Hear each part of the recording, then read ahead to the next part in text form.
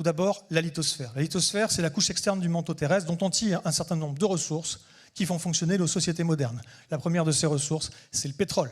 Nos sociétés modernes n'existent dans la forme dans laquelle elles existent aujourd'hui que parce que nous avons une abondance de pétrole bon marché, une abondance de pétrole bon marché, et de gaz naturel bon marché. Bref, les combustibles fossiles, abondants et bon marché.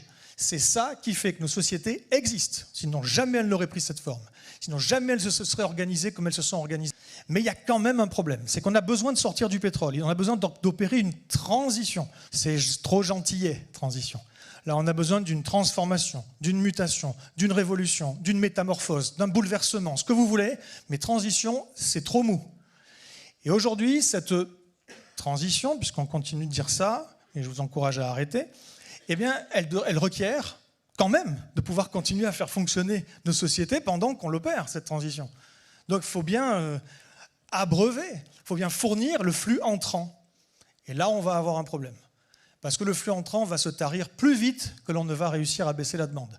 À côté du pétrole, bon, voilà, je pourrais parler du gaz, etc., mais je vais vraiment droit au but, à l'essentiel. À côté du pétrole, on a des soucis et des enjeux de minerais.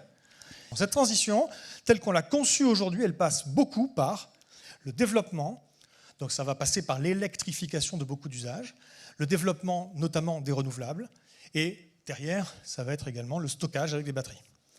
Bon, alors il se trouve que, vous savez quoi, pour faire ça, pour développer, pour électrifier, on a besoin d'énormément de métaux, et on a besoin notamment d'énormément de cuivre. Si vous voulez, si on remplace une centrale nucléaire ou même une centrale à charbon par un équivalent en quelques centaines ou en quelques milliers d'éoliennes, imaginons, hein, bon, ben, ces centaines et ces milliers d'éoliennes, il faut les relier entre elles ensuite. C'est beaucoup, beaucoup plus de métal qu'une centrale à un endroit. Parce que ce sont des énergies qui sont beaucoup plus géographiquement diffuses. Donc, beaucoup de cuivre. Et voyez-vous, on a un souci. Les premières réserves de cuivre au niveau mondial, elles sont au Chili. Environ presque 40% des réserves mondiales, 38%, certains estiment, des réserves mondiales, sont au Chili. Or, au Chili, ben, comme il faut énormément d'eau douce pour récupérer les minerais de manière générale, et le cuivre n'y fait pas exception, mais on a un souci, voyez-vous.